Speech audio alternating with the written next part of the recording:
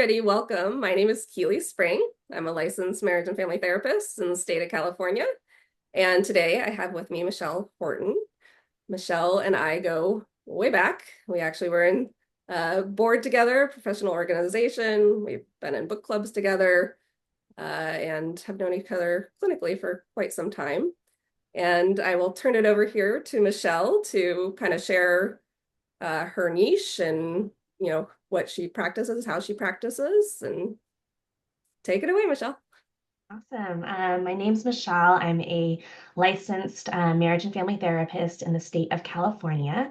Kind of the I would say the main areas I focus or folks that I love to work with are with founders and entrepreneurs, often those in the tech space, although that has expanded to entrepreneurs of all kinds.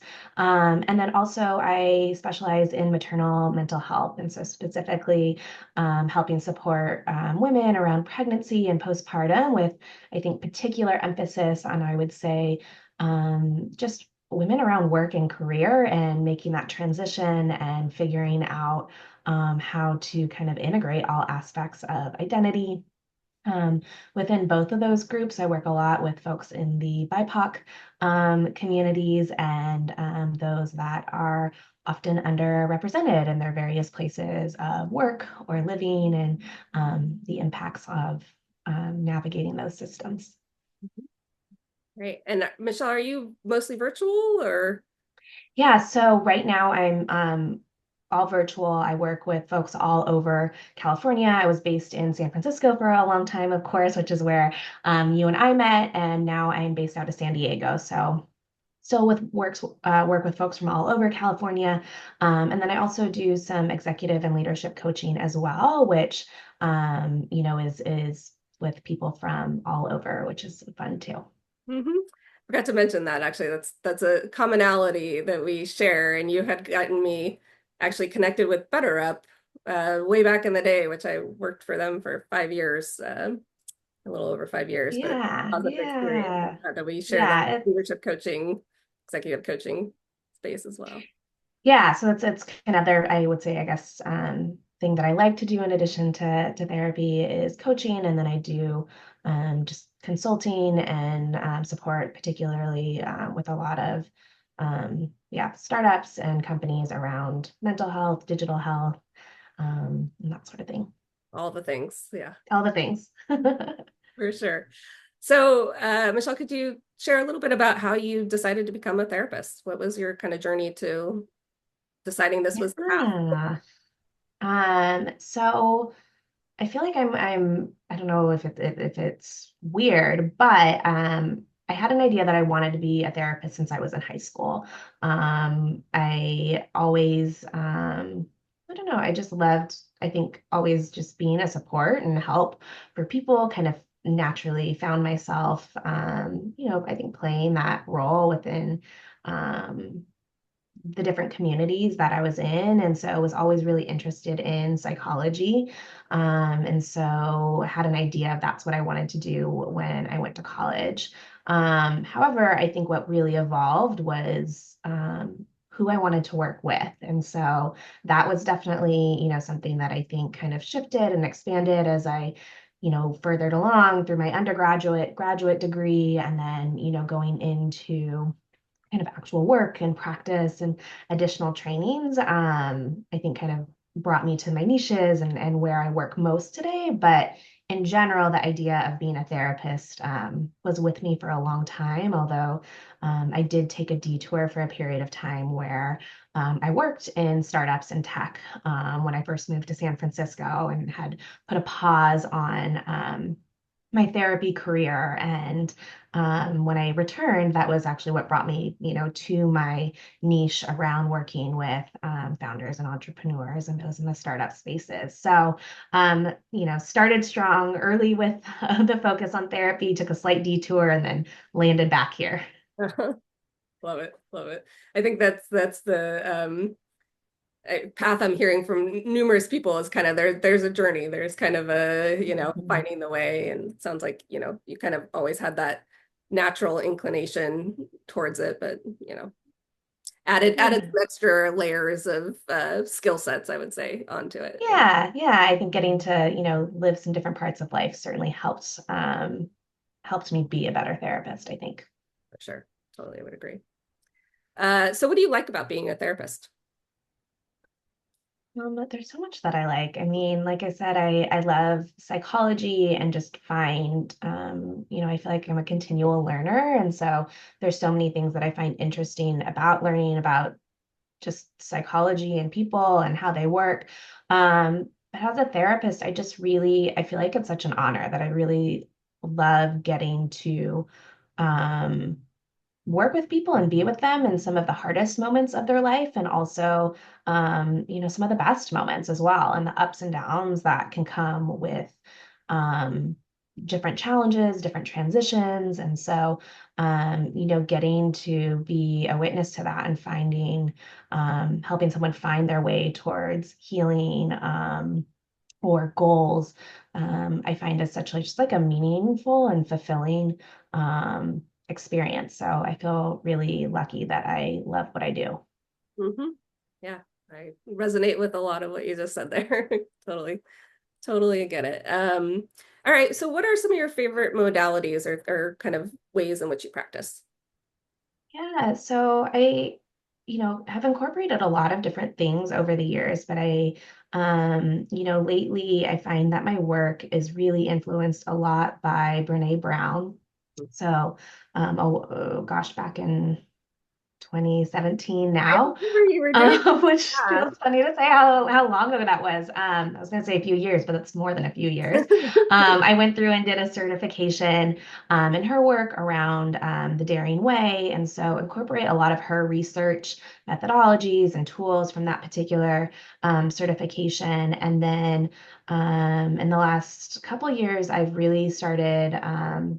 Working a lot around internal family systems or IFS. And so that's something that I really incorporate into my work. When I started that, I just found that it really resonated with how I already thought and approached and how I like to work with clients. And so, that's been something that I've really continued to pursue in my,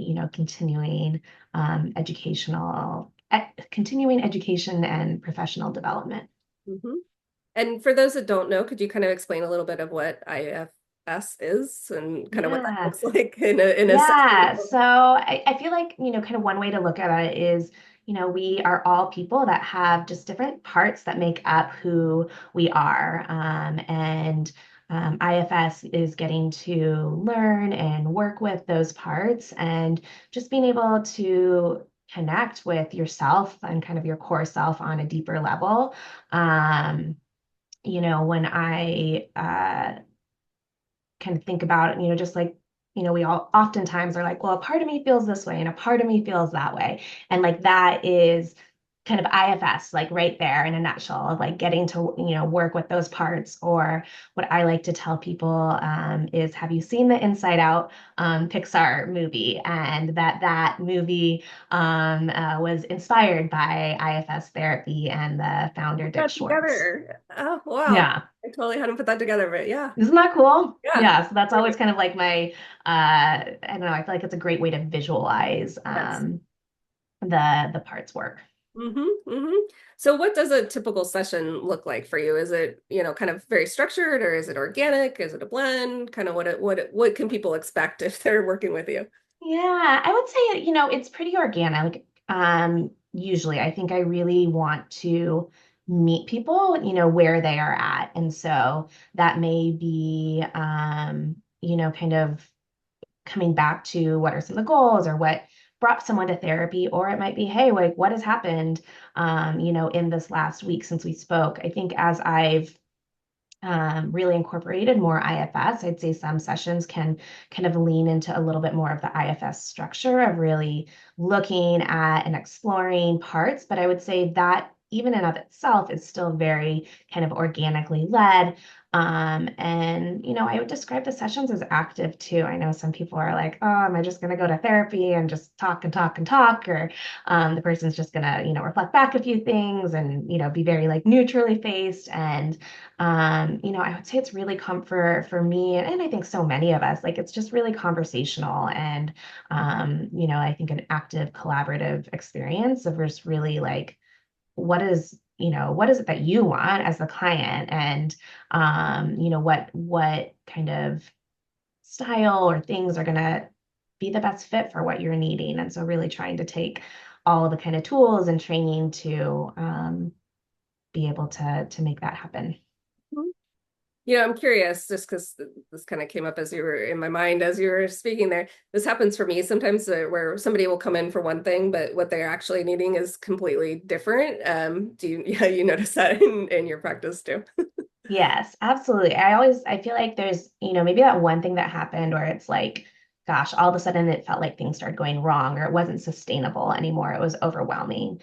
But I think once we start, and I think that's a beautiful thing about therapy is there's often like the uncovering and the unraveling of like so many different things that have maybe happened that we can kind of explore and figure out that maybe are in some way connected to what was that original problem or what was that original thing. But I think so often there's other pieces that we're not even aware of, and also like life happens too.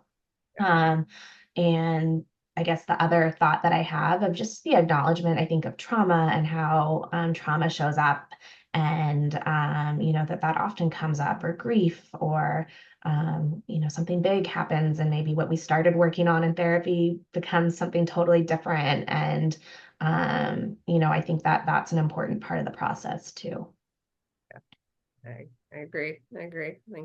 Thanks for sharing because yeah, that's one of those things that I think comes up a lot, and I think people have an idea in their mind of what therapy is going to be, or how it's going to go, or they read something online about certain technique, and and it may or may not be the thing that actually is needed, or going to help move I don't know, the person more towards a healthy kind of balance or whatever they're kind of looking for to kind of address. Yeah, I think often, we can start, and especially I think with some of the focuses that I have, which tends to be on really, high achieving, career focused executives, a lot of times it can start with something like work, like, hey, I'm really frustrated and stressed and overwhelmed. And then, kind of understanding like where is that coming from? Or where are these expectations coming from? And are there some, unrealistic hidden expectations in there? Or what role is the perfectionism like playing in your life and why? And I think those are really big questions that are a lot more than, hey, I'm stressed, let's do some stress management techniques. Yeah. Yeah. Yeah, I agree. I agree. Okay. So things surprise me still in therapy every once in a while. Something comes up that I'm like, oh wow, I haven't thought about that. Um, for you, are there surprises, or is there something that surprises you in general about therapy? That's a really good question. Let me sit with that for a second, even though I knew you were going to probably ask me that because I was looking at some of the other Fair um, enough. interviews. I don't know if it surprises me, but I think something that I always appreciate is just like how much we have in common as humans. So even if people are coming from different experiences or, um, all these different reasons that brought them to therapy, right? That there's a lot that we just hold that is just a part of our humanity. And so that is something that I always just really find interesting, but also I think really encouraging too, of, how there is connection there and belonging, and also, that like we're not alone in it, and like you're not alone in it, and being able to, I think, hold that while still, of course, exploring like what's unique and what does healing look like for an individual person. I think it knowing that, hey, like other people have been here before and like it gets better Mhm. is always hopeful. Yeah, that's the word was coming in my mind was hope. There's like hope Mhm. that, you're not alone. You're not, this Yeah. is not just a you problem. There's Yeah. a Yeah. path forward. Okay, is there anything that you wish people understood or knew about therapy that they don't quite know, or that talking to people, they say, oh, Yeah. I think gosh, I feel like there's so many things that I wish people knew about therapy. One, I think that really, and I'm going to be biased, but I feel like anyone can benefit from therapy. That I really, I don't think things have to be bad or terrible or being at your worst to be able to benefit from therapy. That I think it's, something that can give so much just benefit and growth and self um, exploration, as well as not waiting until things are really bad. That I think it can be such an ongoing support. And, I see that a lot in my work with, you know, um, women going through pregnancy and postpartum stages of, hey, like, how can we help get you through this? This is a huge change in your life. And so supporting that versus, um, okay, things are really bad. And of course, like, sometimes things are really bad, and that's when you need to start therapy. But I don't think it's the only time. So I think really just, yeah, I think the openness to, um, that therapy can be a great support in lives, and it's not just for those that are in a bad place or are crazy. And I think some of the mental health stigmas that are out there that I think in many ways I've seen get better over the years, but are definitely still there and existing. yeah, yeah. I think it becomes a barrier to support and, people thinking, yeah, they need to be in crisis or some sort of Right. deep kind of thing going on rather than just kind of, wanting to learn some new tools, new ways of dealing with relationships and engaging with others and all that kind of things. Right, right. And I would say maybe with that too is one thing that I always encourage people, whether it's like a new client reaching out or a friend asking, about therapy, is like the fit and finding the right therapist really matters. And so taking the time to do consult calls, to check out different therapists, like websites, get referrals, to really find the right fit and keep trying till you find that is such an important piece of it. And so especially when I've maybe heard that people have had a negative experience in therapy, really, one, like, that's so hard. It's always a little heartbreaking when I hear that that's happened, but also like the encouragement of, hey, when you find that right fit, like that, that's where like the work happens. And so that's what I always encourage people, um, to really like take the time to make sure that it feels like, hey, this person gets me and we're going to be able to do work here. Hmm. Yeah, I've actually seen research in the past about it's more about the fit in therapy than it is about the evidence-based model or the whatever type of Right. modality necessarily. It's kind of like what resonates for the individual or the couple or what, kind of whatever that unit of care is. But that it is more about that having the right fit just really kind of Yes. changes the dynamic and what you get out of therapy. Yeah, absolutely. I always, like to cite that research as well. And I think it's just what I've personally seen too, of, just the difference of, okay, this is the right fit versus a good enough that maybe doesn't actually feel comfortable or safe for the person. Yeah. And I don't know if you feel the same way, but sometimes I'm pretty vocal about this, even on my initial consults. Like if I'm not the right fit for you, please, I have a page on my website with other clinicians. You're included in that, Michelle, as I know you know. Yep. But I'm very vocal of like if I'm not the right person, that's totally fine. It's more about the person finding the right fit for them rather than, me and my whatever. It's about the person and what feels right for them. And I think that it is one of the hardest things, I think, is finding that right fit. Yeah, absolutely. I feel the same way. I say the same thing, in my consults, and I joke with friends that I'm always happy to play therapist matcher, Yeah, because, that is one thing that I do think is really hard is it's hard to find a good therapist that's the right fit for you. And so I do think, unfortunately, that's often a barrier I to agree. therapy. And so, I'm always happy to, if I'm not the right fit for whatever reason, to try to do my best to help the person find a really good fit and connection. Yeah, yeah, couldn't agree more. Yeah. Yeah, Uh, which is the beauty of having, friendships and connections in the field, that, I really feel like it's a community. And so, I think that's important as well. mhm. Yeah, I think we were both in the professional organization and different things, but I do think that the more that you network as a therapist even and get to know their clinicians, and you can be a little bit more adept at figuring out those matchmaking in terms of Yes. therapist and client fit, for Yeah, sure. for sure. Yeah. Um, so kind of final therapy question. Is there a tool that you like to share with people or something that you're kind of uh, you know, find as a good tool or kind of well received tool from others?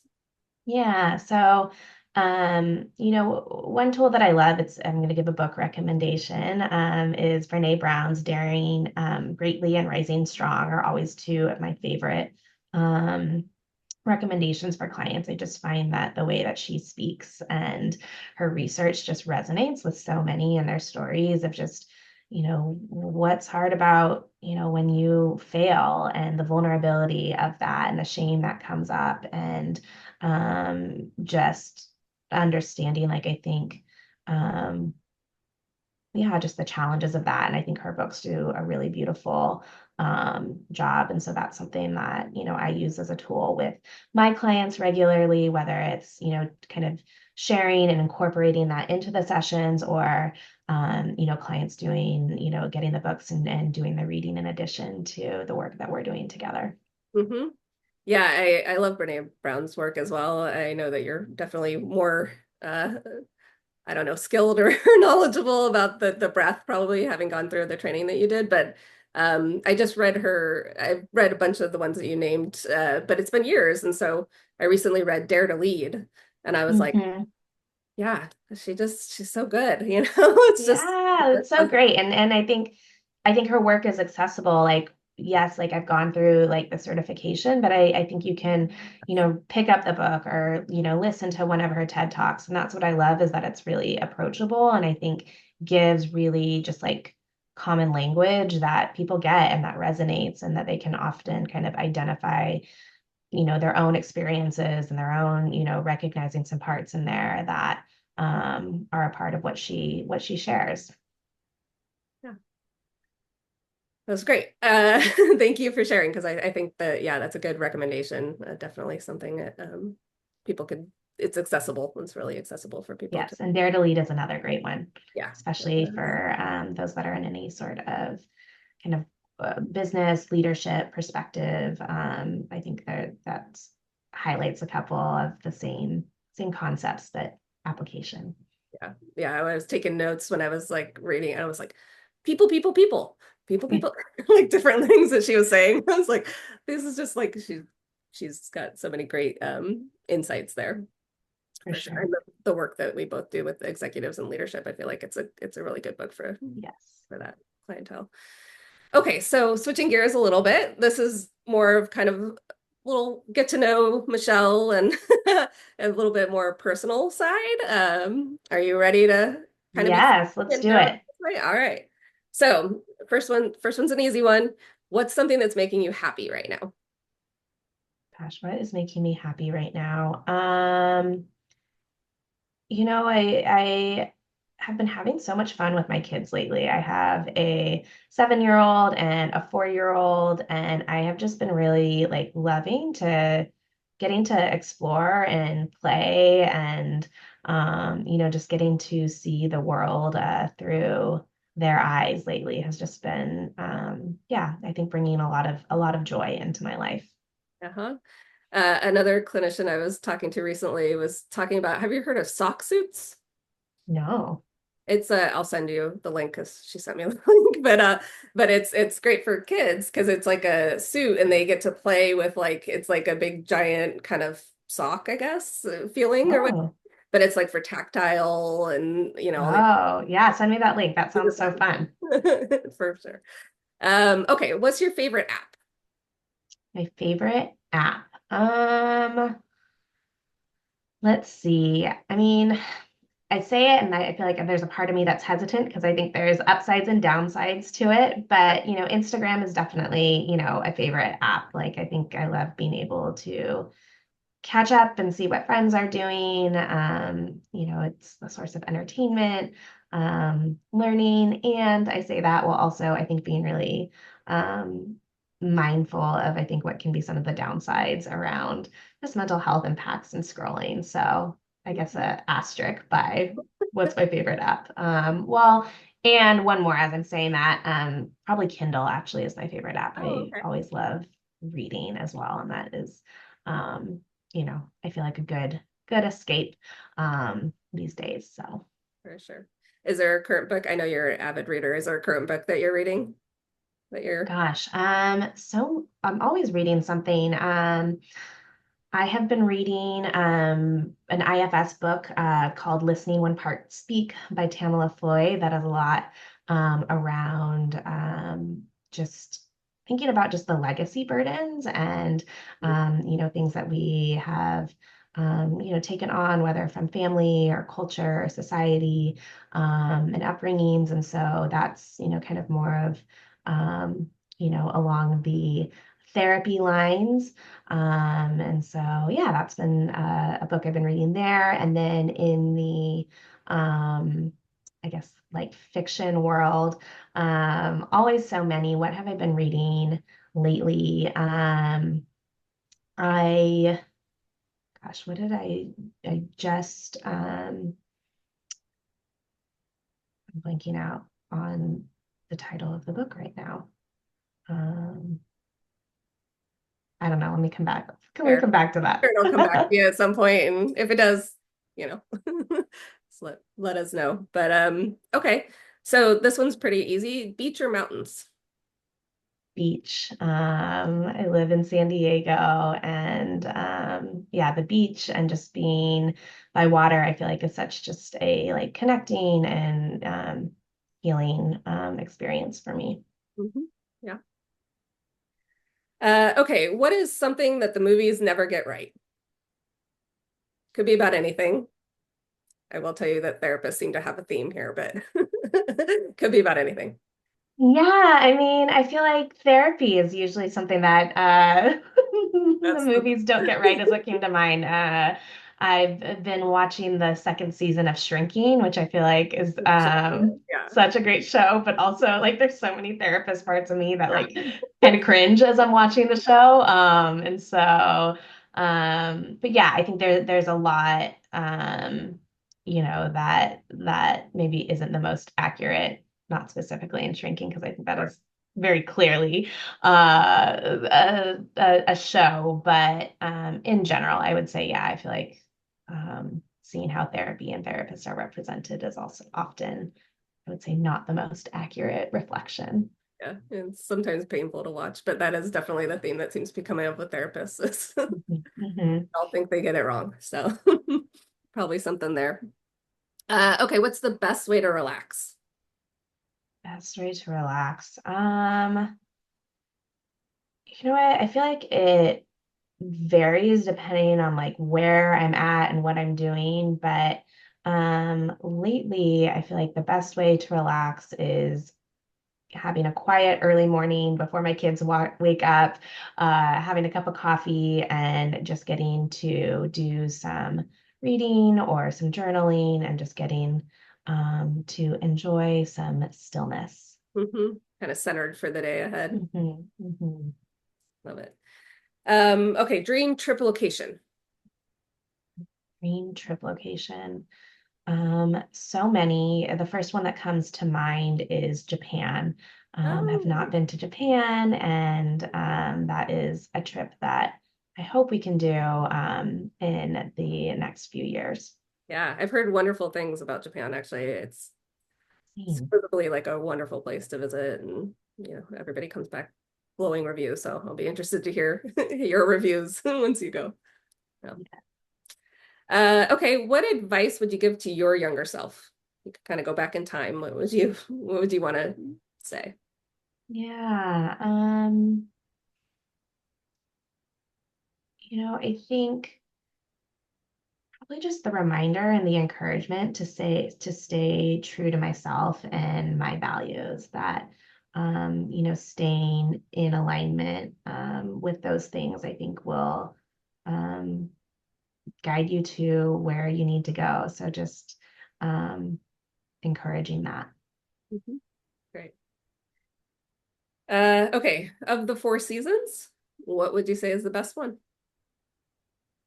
Probably connected to the beach answer is summer is always a time that I look forward to, with just sunshine and activities, and um, my birthday is also in July, so that probably also influences my summer answer. Fair. And do your kiddos love the beach as much as you do and the kind of summer vibes?